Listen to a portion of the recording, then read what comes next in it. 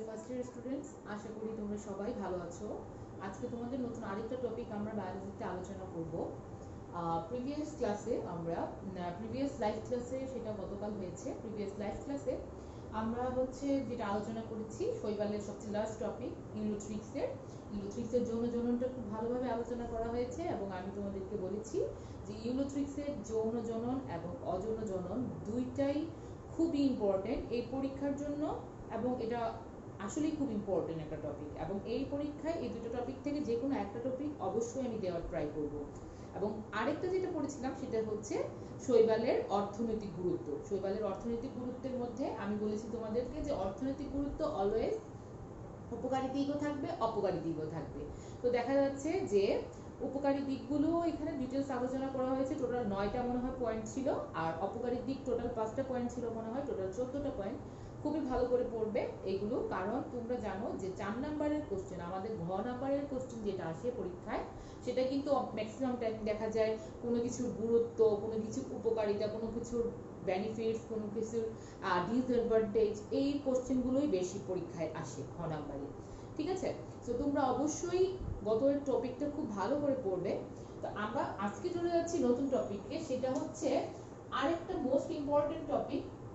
অধ্যায় 5-এ হচ্ছে দুইটা টপিক নিয়ে, সেটা হচ্ছে একটা হচ্ছে শৈবাল এবং সেকেন্ড ওয়ান ইজ ছত্রাক বা ফানজাই। শৈবালকে আমরা বলছি অ্যালগি, আর ছত্রাককে আমরা বলবো ফানজাই।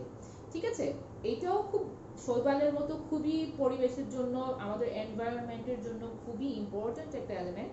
শৈবাল মোটামুটি একটু আধুনিক টাইপের বা মডার্ন টাইপের স্ট্রাকচারই তার মধ্যে থাকবে। তো আমরা আজকে থেকে ছত্রাকের ডিটেলস পড়বো। আমরা যেরকম শৈবালে দেখেছি যে শৈবালের মধ্যে ফার্স্টে শৈবালের ডেফিনেশন, শৈবালের ক্যারেক্টার্স কি, সেগুলো আমরা জেনেছি। তারপরে শৈবালের দৈহিক গঠন এবং কোষীয় গঠনটা কীরকম, তার সেল স্ট্রাকচার এবং বডি স্ট্রাকচারটা কীরকম সেটা আমরা দেখেছি ভালো করে। তারপর আমরা যেটা দেখেছি যে যে কোনো একটা এক্সাম্পল ধরে, শৈবালের একটা এক্সাম্পল ধরে, যেমন ইউলোথ্রিক্সকে ধরা হয়েছিল, ইউলোথ্রিক্সের একদম ডিটেলস আলোচনা করা হয়েছে। ইউলোথ্রিক্সের ব্যাপারে ছিল, ইউলোথ্রিক্সের ফার্স্টেই ছিল ইউলোথ্রিক্সের গঠনটা কীরকম, তার চিত্র বা ফিগারটা কীরকম। তার খুব মেইন ইম্পর্টেন্ট দুইটা টপিক, সেটা হচ্ছে অযৌন জনন, যৌন জনন, তার জননগুলো কি কি টাইপের হয় এবং কীরকম হয় জননগুলো, তার অর্থনৈতিক গুরুত্ব, ওভারঅল সব কিছু ডিসকাস করা হয়েছে। ছত্রাকও সেম, তোমাদের এরকম ভাবেই ডিসকাস করা হবে। আজকে আমরা ছত্রাকে যেটা আলোচনা করব সেটা হচ্ছে ছত্রাকের। আজকে আমরা দেখব যে ছত্রাকটা ডেফিনেশনটা কি, সে কিরকম, সে কি কি ক্যারেক্টার্স ক্যারি করছে, তারপরে তার ডিটেলস ক্যারেক্টার্স গুলো দেখবো, তার কি তার মধ্যে কি কি ক্যারেক্টার্স লক্ষ্য করা যায়, সেগুলো আমরা আজকে ডিসকাস করব। এবং লাস্ট আমরা যেটা ডিসকাস করব সেটা হচ্ছে ছত্রাকের কোষীয় গঠন, মানে তার সেল স্ট্রাকচারটা কিরকম, সেটা আমরা আলোচনা করব। তো ছত্রাকটা হচ্ছে, আমরা যদি জিজ্ঞেস করি যে আমি তোমাদেরকে কিন্তু প্রতি ক্লাসেই একটা কথা বলি, তোমরা অবশ্যই ইউটিউব ক্লাস করার সময় লাইভ ক্লাসে যেরকম তোমরা বই নিয়ে বসো, বা যদি বইটা নিয়ে বসো এক সুন্দর করে, তারপর আমি যেভাবে বলি সেভাবে মার্ক করে নাও। অবশ্যই ইউটিউব ক্লাসগুলোতেও সবাই ইউটিউব ক্লাসগুলো অবশ্যই ফুল ক্লাসটা দেখবে ভালো করে। অবশ্যই সবাই যেভাবে লাইভ ক্লাসে বইটা নিয়ে বসো, একদম সুন্দর করে মার্ক করে নাও পেন্সিল দিয়ে, সেভাবে মার্ক করে নিবে। আদারওয়াইজ কিন্তু বায়োলজিতে অনেক পড়া, এগুলো যদি পড়তে যাও তাহলে পুরো ডিটেলস পড়তে, মানে একদম ফুল পড়তে যাও, দেখা যাবে যে একটা এতেই অনেক টাইম চলে যাবে। সো আমি যতটুকু মার্ক করে দিব তোমাদের, তোমরা এতটুকুই জাস্ট পড়বে। ঠিক আছে, এগুলো অনেক পুরানো কথা। তো আজকে টপিক স্টার্ট করছি। ছত্রাক হচ্ছে, ছত্রাকের ইংলিশ টার্ম হচ্ছে, বা ইংলিশ যে নামে তাকে ডাকা হয় সেটা হচ্ছে ফানজাই বা ফাঙ্গাস। ফাঙ্গাস ওয়ার্ডটা কিন্তু আমরা অনেক সময় শুনি, পাউরুটি। ঠিক আছে, একটা আমি এক্সাম্পল দিচ্ছি, আমরা কিন্তু আমাদের আশেপাশে এগুলো সব কিছুই দেখেছি, কিন্তু এখন এটা যখন আমাদের বইয়ের ভাষায় পড়তে যাই মনে হয় যে আল্লাহ এটা জানি কি, কিন্তু আমাদের আশেপাশেই কিন্তু এই সবগুলো জিনিস প্রেজেন্ট আছে। সাপোজ ধরো তুমি একটা পাউরুটি কিনে আনলে, ঠিক আছে, পাউরুটি কিনে আনলে তুমি দেখা গেছে যে কয়েকটা পাউরুটি তুমি নিজে খেলে, তারপর কি করলে পাউরুটি প্যাকেটটা তুমি এইভাবে রেখে দিলে, ঠিক আছে, ফ্রিজেও রাখলে না, জাস্ট এমনিতেই রেখে দিলে, বাইরে রেখে দিলে। তো দেখা যাচ্ছে যে কয়েকদিন পরে তুমি কয়েকদিন এটাকে আর ফলো করনি বা কিছু করনি, এটা খাওনি বা করনি, তুমি ধরো 6-7 দিন পরে দেখবে যে পাউরুটির উপরে কেমন যেন একটা অন্যরকম আস্তরের মতো, মানে একটা আস্তরণ মনে হয় হয়ে গেছে, কেমন সবুজ কালারের একটা জন্মাইছে মনে হচ্ছে। তো ওইটা কিন্তু তখন আর আমরা যেটা বলি যে এক্সপায়ার ডেট চলে গেছে, তার এক্সপায়ার্ড হয়ে গেছে, সেটা কিন্তু তখন খাওয়ার থাকে না, খাওয়ার যোগ্য থাকে না। তো এই যে উপরের যে ইয়েটা পড়লো সেটাও কিন্তু ওয়ান টাইপ অফ ফাঙ্গাস বা ফানজাই বা ছত্রাক। ঠিক আছে, সো ছত্রাকের সংজ্ঞাটা বা ছত্রাকের ডেফিনেশনটা সবাই খুব বোল্ড করে সুন্দর করে তোমাদের বইয়ে দেওয়া আছে, তোমরা ওই ডেফিনেশনটা সবাই দাগাবে। সেটা হচ্ছে বহুকোষী ছত্রাক কিন্তু কখনোই এককোষী হবে না। আমরা কিন্তু ভাইরাস আর ব্যাকটেরিয়াতে শুধু দেখেছিলাম যে এক কোষ, কিন্তু যে আমরা নতুন নতুন চ্যাপ্টারে যাচ্ছি, সেটা শৈবাল ছত্রাক, তারপরে এর পরের চ্যাপ্টারে যাব নগ্নবীজী আবৃতবীজী উদ্ভিদ, তারপরে ব্রায়োফাইটা টেরিডোফাইটা, এগুলোতে প্রত্যেকটাতে দেখবে যে এগুলোর স্ট্রাকচারগুলো আস্তে আস্তে অনেক বেশি মডিফাইড ধরনের স্ট্রাকচার। যেমন এইগুলা ছত্রাক কিন্তু বহুকোষী, নট এককোষী। ঠিক আছে, সে বহুকোষী অভাস্কুলার, ভাস্কুলার না, সে অভাস্কুলার হাইফি সমৃদ্ধ। হাইফিটা কি আমরা একটু পরে আজকে কোষীয় গঠন যখন পড়বো তখনই এটা সুন্দর করে জানতে পারবো। হাইফি হচ্ছে ছত্রাকের মধ্যে অনেকগুলো শাখা যদি থাকে তো প্রত্যেকটা শাখাকে আলাদা আলাদা করে হাইফি বলা হয়। ঠিক আছে, হাইফি সমৃদ্ধ, মাইসেলিয়াম দ্বারা গঠিত। মাইসেলিয়াম, হাইফি, এগুলো প্রত্যেকটা ওয়ার্ড তোমরা মাথায় রাখো যে প্রত্যেকটা ওয়ার্ড তোমরা সুন্দরভাবে ইয়েতে পাবে, কোষীয় গঠনে পাবে। সুকেন্দ্রিক জীবকে বলা হয় যে জীবটা শোষণ প্রক্রিয়ায় খাদ্য শোষণ করে, ঠিক আছে, সেটাকে বলা হচ্ছে ছত্রাক। দেখো তোমরা বই পাবে যে ছত্রাক হলো বহুকোষী অভাস্কুলার মাইসেলিয়াম দ্বারা গঠিত হেটেরোট্রফিক সুকেন্দ্রিক জীব যারা শোষণ প্রক্রিয়ায় খাদ্য গ্রহণ করে। ঠিক আছে, শোষণ প্রক্রিয়া মানে কোনো একটা অন্য একটা বডি থেকে শোষণ প্রক্রিয়ায় সে তার নিজের খাদ্যটা গ্রহণ করে বা খাদ্যটা সে ইনটেক করে। ঠিক আছে, সেইটাকে বলা হচ্ছে ছত্রাক। সবাই ছত্রাকের ডেফিনেশনটা খুব ভালো করে পড়বে, কারণ অনেক সময় ডেফিনেশনগুলো আলাদা করে চলে আসে। তোমরা দেখেছো যে এখন পর্যন্ত প্রত্যেকটা, যেমন ভাইরাসকে যেই ইয়েতে আলোচনা করা হয় সেটাকে বলা হয় ভাইরোলজি, যেই বিজ্ঞানের যে শাখায় আলোচনা করা হয়। ব্যাকটেরিয়াকে যে শাখায় আলোচনা করা হয় সেটাকে বলা হয় ব্যাকটেরিওলজি। গত প্রিভিয়াস টপিক পর্যন্ত আমরা যে পড়েছিলাম শৈবাল, শৈবালকে যে শাখায় আলোচনা করা হয় তোমরা দেখেছো সেই শাখার নাম হচ্ছে ফাইকোলজি। তোমাদেরকে আমি এটাও বলেছিলাম তোমরা যদি অনার্স লেভেলে গিয়ে, যেমন আমি ঢাকা ইউনিভার্সিটিতে আমাদের ইয়েতে পড়েছি, যখন অনার্স লেভেলে তোমরা পড়তে যাবা তখন যদি তোমরা বায়োলজি নাও তখন দেখতে পারবে যে এইগুলা এক একটা ছত্রাক, শুধু ছত্রাক নিয়ে একটা পুরা একটা কোর্স আছে, শুধু শৈবাল নিয়ে একটা কোর্স আছে। ঠিক আছে, মানে একটা তোমরা যেরকম একটা বই, ফার্স্ট পার্ট বই, সেকেন্ড পার্ট বই, এটা 2 বছর ধরে পড়ো, ফার্স্ট পার্টটা 1 বছর, সেকেন্ড পার্টটা 1 বছর, এভাবে যদি ধরি, কিন্তু শৈবাল সেখানে ছোট্ট একটা টপিক, ছত্রাক সেখানে ছোট্ট একটা টপিক। কিন্তু দেখা যাচ্ছে যে অনার্স লেভেলে যখন তুমি খুব অ্যাডভান্স লেভেলে গিয়ে বায়োলজি যদি নাও তখন দেখবে যে এইগুলো ছোট ছোট টপিকগুলো আলাদা একটা কোর্স হয়ে গিয়েছে। ঠিক আছে, তো যখন নিবে তখন সেটা ইয়ে করবো। দেখো মাইকোলজি, ছত্রাককে যে বিজ্ঞানের যে শাখায় আলোচনা করা হয় সেটার নাম হচ্ছে মাইকোলজি।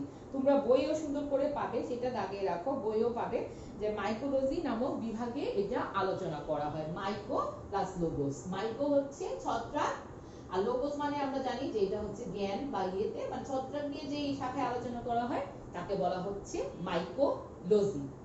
ঠিক আছে, আমি তোমাদেরকে সবসময় একটা কথা বলি যে যে কোনো কিছু পড়ার ফার্স্টেই আমাদের ডেফিনেশন পড়বো, ডেফিনেশন পড়ার পরে অবশ্যই তার ক্যারেক্টারস বা বৈশিষ্ট্যগুলো আমরা ভালো করে পড়ে নিব, খুবই ভালো করে বৈশিষ্ট্যগুলো পড়ে নিব। কেন? কারণ তোমরা যখনই এটার অ্যাডভান্স লেভেলগুলো পড়তে যাবে, ঠিক আছে, তার যৌন জনন, অযৌন জনন বলো বা যে কোনো কিছু পড়তে যাও, তখন দেখবে যে এই যে গঠন বৈশিষ্ট্যগুলো অবশ্যই আসবে। ঠিক আছে, তো আমরা এখানেও ছত্রাকের বৈশিষ্ট্যগুলো সেম ইম্পর্টেন্স দিয়ে পড়বো, সবাই একটু বই থাকাবে। ছত্রাক ক্লোরোফিল বিহীন, আমি একটু আগেই বলেছিলাম যে তার মধ্যে কোনো ক্লোরোফিল থাকবে না, তার মানে কিন্তু সে কি ক্লোরোফিল কোনো কিছুর মধ্যে নেই, তার মানে কি সে কিন্তু অসবুজ। শৈবাল কিন্তু আবার ছিল সবুজ রঙের, কেন? কারণ তার মধ্যে শৈবালের মধ্যে ক্লোরোফিল ছিল। কিন্তু ছত্রাক হচ্ছে ক্লোরোফিল বিহীন একটা অসবুজ সুকেন্দ্রিক জীব। সবাই দাগাও যে শৈবাল, ছত্রাক বা ফাঞ্জাই ক্লোরোফিল বিহীন, অসবুজ, সালোক সংশ্লেষণে অক্ষম। যেহেতু ক্লোরোফিল নেই, আমরা কিন্তু এটা আমি তোমাদেরকে সবসময় বলেছি বা সবসময় আমরা এই কথাগুলো প্রায় চলে আসে যে যেখানে ক্লোরোফিলই থাকবে না, যার মানে সে সবুজ না, সেই জীবটা কিন্তু, সেই উদ্ভিদটা কিন্তু কখনোই সালোক সংশ্লেষণ করতে পারবে না। সালোক সংশ্লেষণ করার জন্য সবচেয়ে মেইন যে কন্ডিশন যে তার মধ্যে ক্লোরোফিল থাকতে হবে, তার মধ্যে যদি ক্লোরোফিল অ্যাবসেন্ট থাকে কখনোই তার মধ্যে সালোক সংশ্লেষণ করতে সক্ষম হবে না, সে সালোক সংশ্লেষণে অক্ষম। অপুষ্পক জাতীয় উদ্ভিদ। সবাই 1 নম্বর পয়েন্টে দাগাও, প্রত্যেকটা পয়েন্ট সবাই ভালো করে পড়বে, প্রত্যেকটা পয়েন্ট ইম্পর্টেন্ট। 2 নাম্বার, এরা মৃতজীবী, ঠিক আছে, মৃতজীবী পরজীবী, কারণ ছত্রাক হচ্ছে আরেকজনের দেহের উপর ডিপেন্ড করে বাঁচে, ঠিক আছে, তার আরেকটা পোষক দেহ লাগে, যে পোষক দেহের উপর ডিপেন্ড করে শোষণ প্রক্রিয়া সে খাদ্য গ্রহণ করতে পারে, ঠিক আছে, কোনো একটা শোষক দেহের তার প্রয়োজন হয়। এরা পরজীবী, মৃতজীবী বা মিথজীবী হিসেবে বাস করে। মিথজীবী হচ্ছে সেই জিনিস আমরা শৈবাল ছত্রাকের লাস্ট টপিকে পাবো। মিথজীবী আমি আজকে একটু করে বলছি যে দুইটা প্রাণী। পরজীবী কিন্তু কি করে, সে কিন্তু পোষক যে দেহটা তার কিন্তু ক্ষতি করে। কেন? কারণ দেখা যায় যে পোষক দেহটা ইয়েতে যায়, পোষক দেহের আশ্রয়ে বেঁচে থাকে, তারপরে পোষক দেহ থেকে খাদ্য গ্রহণ করে, একসময় পোষক দেহটারই বিভিন্ন ধরনের অপকারিতা সাধন করে। মিথজীবিতা আবার এটা না, দুইজনই দুইজনকে হেল্প করবে। মিথজীবিতার মানে হচ্ছে এটা। আমরা মিথজীবিতা দেখবো, যে খুব ডিটেইলস একটা টপিক আছে, ছোট্ট একটা টপিক কিন্তু খুব ইম্পর্টেন্ট একটা টপিক, সেটা আমরা করব। এরা মৃতজীবী, পরজীবী বা মিথজীবী হিসেবে বাস করে। এরা সুকেন্দ্রিক মানে হচ্ছে, আমরা সবাই জানি ওয়ার্ডটা যে সুকেন্দ্রিক মানে হচ্ছে, সুকেন্দ্রিক ওয়ার্ডটা কিন্তু আমরা অনেক পড়েছি, 1 নম্বর অধ্যায় থেকে সুকেন্দ্রিক ওয়ার্ডটা আসতেছে। সুকেন্দ্রিক মানে হচ্ছে কোনো একটা উদ্ভিদ দেহ বা প্রাণী দেহে যদি সুকেন্দ্রিক বলা হয়, তার মানে তার মধ্যে সুগঠিত নিউক্লিয়াস, মানে কোষীয় অঙ্গাণু, যেগুলো নিউক্লিয়াস, কোষ প্রাচীর, তারপরে মাইটোকন্ড্রিয়া বলো, ক্লোরোপ্লাস্ট বলো, যে কোনো কোষীয় অঙ্গাণু তার মধ্যে সুন্দরভাবে সজ্জিত থাকবে, মানে তার মধ্যে প্রেজেন্ট থাকবে, ঠিক আছে। সুকেন্দ্রিক যেহেতু বলা হয়েছে ছত্রাক সুকেন্দ্রিক, তার মানে হচ্ছে যে ছত্রাকটা হচ্ছে, তার ছত্রাকের মধ্যে সুগঠিত নিউক্লিয়াস, কোষ প্রাচীর, কোষ ঝিল্লি, সাইটোপ্লাজম, নিউক্লিয়াস, তারপরে মাইটোকন্ড্রিয়া, ক্লোরোপ্লাস্ট, আর কি বলবো আমরা, এন্ডোপ্লাজমিক রেটিকুলাম, রাইবোজোম, এগুলো প্রেজেন্ট থাকবে, ঠিক আছে। তো সবাই 3 নম্বর পয়েন্টে জানাও যে এরা সুকেন্দ্রিক, অর্থাৎ এদের কোষে সুগঠিত নিউক্লিয়াস এবং বিভিন্ন অঙ্গাণু বিদ্যমান। একটু আগে আমি সবগুলো অঙ্গাণু তোমাদেরকে একদম টানা বললাম, আমরা 1 নম্বর অধ্যায়ে যেগুলো পড়েছিলাম। তো দেখা যাচ্ছে যে এই বিভিন্ন অঙ্গাণুগুলো, কোষীয় অঙ্গাণুগুলো তার মধ্যে প্রেজেন্ট থাকবে, এই জন্যই তাকে বলা হয়েছে সুকেন্দ্রিক। 4 নম্বর পয়েন্ট যেটা, 4 নম্বর পয়েন্ট হচ্ছে খুব ইম্পর্টেন্ট, এটা একটু দাগিয়ে এটার উপর একটু স্টার মার্ক দাও। 4 নম্বর পয়েন্টটা আমি কিন্তু তোমাদেরকে, যদিও এখন এটা লাইভ ক্লাস না, ঠিক আছে, তারপরে আমি তোমাদেরকে একটু হিন্টস দিচ্ছি, হয়তো লাইভ ক্লাস হলে আমি তোমাদের কোশ্চেন করতাম জিনিসটা, যে আমরা কিন্তু শৈবালের কোষ প্রাচীর কি দিয়ে নির্মিত সেটাও কিন্তু পড়েছিলাম। তো এটা আমি অবশ্যই তোমাদেরকে কোশ্চেন করতাম, যে তোমাদের আগের ক্লাসে পড়া মনে আছে কিনা। শৈবালের কোষ প্রাচীরটা কিন্তু সেলুলোজ নির্মিত ছিল, আর এদিকে ছত্রাকের কোষ প্রাচীরটা হচ্ছে কাইটিন নির্মিত। এই লাইনটা 4 নাম্বার পয়েন্টে সবাই দাগিয়ে এটার উপর স্টার মার্ক মারো, খুব ইম্পর্টেন্ট, এটা অনেক সময়ই তোমার দিয়ে আসে, এমসিকিউ আসে পরীক্ষায়। ছত্রাকের কোষ প্রাচীর কাইটিন নির্মিত, ঠিক আছে, এটা ব্র্যাকেটের লাইনটা কেটে দাও, লাগবে না। খুব ইম্পর্টেন্ট আরেকটা পয়েন্ট, শৈবালের সঞ্চিত খাদ্য ছিল সেলুলোজ প্রকৃতির, আর এখানে ছত্রাকের সঞ্চিত খাদ্য হচ্ছে গ্লাইকোজেন এবং তৈলবিন্দু। এই দুইটার ওয়ার্ডই শুধু এখানে দাগাবে, ছত্রাকের সঞ্চিত খাদ্য, গ্লাইকোজেন এবং তৈলবিন্দু। কখনো কখনো কিছু পরিমাণ ভলিউটিন ও চর্বি থাকতে পারে, এই জায়গাটা কেটে দাও, নট ইম্পর্টেন্ট, লেস ইম্পর্টেন্ট, কেটে দাও, এমনিতে জানা থাকলে ভালো। ছত্রাকের কোষ প্রাচীর কাইটিন নির্মিত। 5 নম্বর পয়েন্ট হচ্ছে ছত্রাকের সঞ্চিত খাদ্য, গ্লাইকোজেন এবং তৈলবিন্দু। এই দুটো লাইন দাগিয়ে 4 নম্বর এবং 5 নম্বর তোমরা অবশ্যই এটাতে স্টার মার্কস দাও, এটা খুবই ইম্পর্টেন্ট, পরীক্ষায় আসতে পারে। ছত্রাক দেহে ভাস্কুলার টিস্যু নেই, আমি কিন্তু একটু আগেই বলেছিলাম সে অভাস্কুলার, মানে তার মধ্যে কোনো ভাস্কুলার টিস্যু থাকবে না, ভাস্কুলার টিস্যু তার মধ্যে অ্যাবসেন্ট থাকবে, ঠিক আছে। এদের জননাঙ্গ এককোষী, এদের জননাঙ্গটা হচ্ছে, এদের জননাঙ্গটা, ওদের জননাঙ্গ যেটা, ঠিক আছে, জননাঙ্গটা ম্যাক্সিমাম টাইম সব সময় এককোষী হয়, ঠিক আছে। ওদের যে পুংগামিট, স্ত্রীগামিট যে জননাঙ্গগুলো আমরা আপকামিং টপিকগুলোতেই পড়ব, সেটা হচ্ছে জননাঙ্গগুলো এককোষী। স্ত্রী জননাঙ্গে থাকা অবস্থায় জাইগোট বহুকোষী ভ্রূণে পরিণত হয় না। যখন স্ত্রী জননাঙ্গে থাকবে, আমরা যখন যৌন জনন করব তখনই তো এগুলো দেখব, যে স্ত্রী জননাঙ্গে থাকা অবস্থায় জাইগোটটা বহুকোষীয় ভ্রূণে পরিণত হয় না, জাইগোট হিসেবে এসে থাকে। আমরা তো জানি যে পুংগ্যামিট এবং স্ত্রী গ্যামিট মিলনের ফলে জাইগোটের সৃষ্টি হয়। তো এখানে স্ত্রী জননাঙ্গে থাকা অবস্থায় জাইগোটটা কখনো ভ্রূণে পরিণত হবে না, ঠিক আছে। এটাই হচ্ছে ছত্রাকের আরেকটা বৈশিষ্ট্য বা ক্যারেক্টার্স। আমাদের 8 নাম্বার ক্যারেক্টার্স গেল।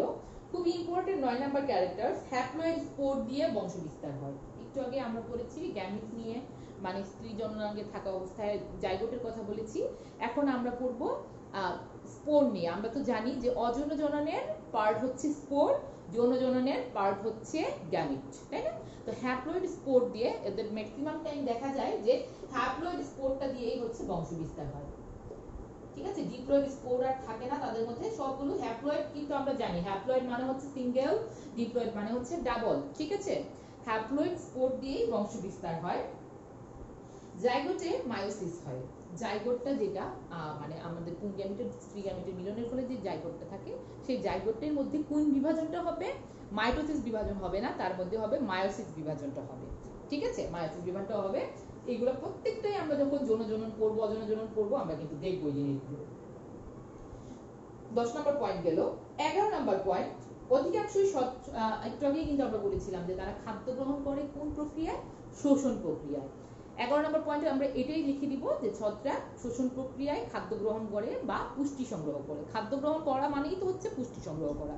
তো তোমরা এখানে খাদ্য গ্রহণ করেও লিখতে পারো যে ছত্রাক শোষণ প্রক্রিয়ায় খাদ্য গ্রহণ করে। ঠিক আছে, কোনো কিছু থেকে এটা অ্যাবজর্ব করে নেয় বা শোষণ করে নেয়। অ্যাবজর্ব প্রক্রিয়ায় বা অ্যাবজর্ব ধরনের টার্মে সে খাদ্যটা গ্রহণ করবে বা পুষ্টিটা সংগ্রহ করবে, দুটো কিন্তু সেম কথাই। তারপরে আমরা 12 নম্বর পয়েন্ট যদি দেখি, তীব্র অভিযোজন ক্ষমতা সম্পন্ন। তীব্র অভিযোজন ক্ষমতা সম্পন্ন, অভিযোজন ক্ষমতা এই ওয়ার্ডটা তোমাদের জন্য নতুন হতে পারে। অভিযোজন ক্ষমতাকে আমি খুব ইজিলি বুঝাই দিচ্ছি। অভিযোজন ক্ষমতা হচ্ছে চারপাশের পরিবেশের সাথে, চারপাশের এনভায়রনমেন্টের সাথে খাপ খাইয়ে নেওয়ার বা অ্যাডজাস্ট করে নেওয়ার যে ক্ষমতা, সেটাকেই বলা হয় অভিযোজন ক্ষমতা। ছত্রাকের মধ্যে অভিযোজন ক্ষমতা খুব ব্যাপক আকারে দেখা যায়। সে দেখা যায় যে অনেক কম টেম্পারেচারেও টিকতে পারে, আবার অনেক বেশি বেশি টেম্পারেচার দাও তখনও টিকতে পারবে। মানে খুব গরম পরিবেশেও সে বাঁচতে পারে, খুবই ঠান্ডা পরিবেশেও সে বাঁচতে পারে। সে ইজিলি তাকে তুমি ইয়ে করতে পারবে না, ঠিক আছে, কিল করতে পারবে না, কারণ সে অনেক ঠান্ডা পরিবেশেও নিজেকে অ্যাবজর্ব করে নিতে পারে, নিজেকে অ্যাডজাস্ট করে নিতে পারে, আবার দেখা যায় খুবই গরম পরিবেশেও বা গরম এনভায়রনমেন্টেও সে নিজেকে অ্যাডজাস্ট করে নিতে পারে। তো ছত্রাক কিন্তু মানে খুব নরমাল কিছু না। নরমাল কিছু না মানে তুমি খুব ইজিলি তাকে রিমুভ করে ফেলতে পারবা এরকম না। ঠিক আছে, তার তীব্র অভিযোজন ক্ষমতা সম্পন্ন একটা জীব। দেখো অনেক সময় দেখা যায় 5 ডিগ্রি সেলসিয়াস তাপমাত্রায় সে করতে পারে, অনেক সময় দেখা যায় 50 ডিগ্রি সেলসিয়াস তাপমাত্রায় জন্মাতে পারে।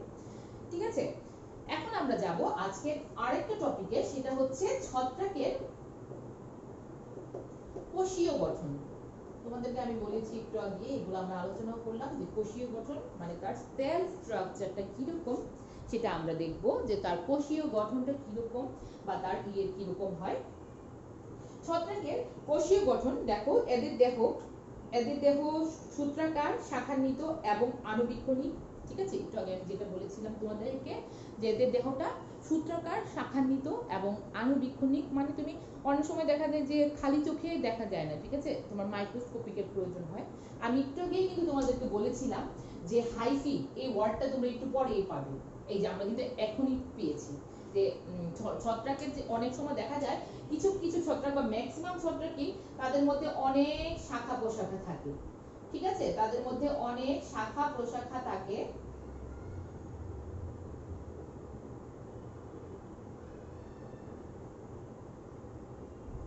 এই যে শাখা প্রশাখাগুলোকে, এগুলাকে হাইফি বলা হয়। তোমাদেরকে আমি একটু আগেই যখন ডেফিনিশন পড়াইছিলাম তখন আমি তোমাদেরকে বলেছিলাম যে হাইফি ওয়ার্ডটা আজকে পাবে। হাইফি ওয়ার্ডটা বলে কোনো সিঙ্গেল ফর্মে তাকে হাইফা বলা হয়, মানে একটা যে কোনো শাখাকে হাইফা বলা হয়। অনেকগুলোকে একসাথে যখন তুমি বলবে তখন তুমি সেটাকে বলবে হাইফি। ঠিক আছে, ছত্রাকের কোষ প্রস্থপ্রাচীরকে স্ট্যাপটা বলে, এটা একটু দাঁড়াতে পারো। যে ছত্রাকের যে প্রস্থপ্রাচীর সেটাকে স্ট্যাপটা বলা হয় অনেক সময়। এখানে ছোট ছোট কিছু জিনিস আছে, সেগুলো আমরা দেখব। ঠিক আছে, তারপরে ছত্রাকের দেখা যাচ্ছে, আমি আজকে হাইফি আর মাইসিলিয়ামটা কি আমি তোমাদেরকে সেই জন্য যে এটা তোমরা ডেফিনিশনে পেয়েছো, এই দুটো ওয়ার্ড কিন্তু আমরা নতুন, একদমই নতুন, নিউ, তোমাদের তো একদমই জানার কথা না। ঠিক আছে, সেই জন্য আমি এই আলোচনাটা করেই শেষ করব। আর মাইসিলিয়ামটা হচ্ছে, হাইফি বলেছি যে ছত্রাকের প্রত্যেকটা শাখা প্রশাখাকে হাইফি বলা হয়। আর মাইসিলিয়াম হচ্ছে ছত্রাকের কোনো একটা কোষীয় স্ট্রাকচার যদি অনেকগুলো হাইফি দ্বারা যুক্ত থাকে বা হাইফি মানে অনেকগুলো শাখা প্রশাখা দিয়ে যুক্ত থাকে, সেই ধরনের ছত্রাকগুলোকে বলা হয় মাইসেলিয়াম।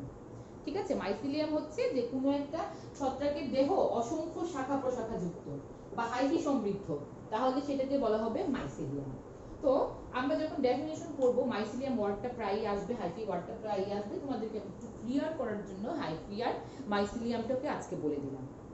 তোমরা আজকে যেটা করবে সেটা হচ্ছে ফার্স্টে ছত্রাকের অবশ্যই ডেফিনেশনটা সবাই খুবই ভালো করে একদম ক্লিয়ারলি করে নিবে, কারণ ডেফিনেশনের উপরেই একটা জিনিসের বেসিক গঠিত, তাই না? বেসিকটা একটা জিনিস কি, এখন হঠাৎ করে আমরা ছত্রাকের অজনজনন যৌনজনন সব কিছু একদম পড়ে উড়াই ফেললাম, কিন্তু ছত্রাকটা কি সেটাই যদি আমরা ভালো করে না বলতে পারি, এগুলা কিন্তু অবশ্যই তোমাদের প্র্যাকটিক্যালের যখন ভাইবা হবে এই জিনিসগুলো আসবে।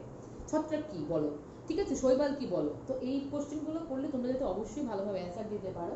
আমরা আগে ছত্রাকের ডেফিনেশন করব, তারপরে অবশ্যই ছত্রাকের টোটাল 12টা ক্যারেক্টার্স বা বৈশিষ্ট্য খুবই সুন্দর করে এখানে পয়েন্ট আকারে দেওয়া আছে। আমরা 12টা, আমি কিন্তু আজকে বৈশিষ্ট্য থেকে একটাও কমাইনি। কেন কমাইনি?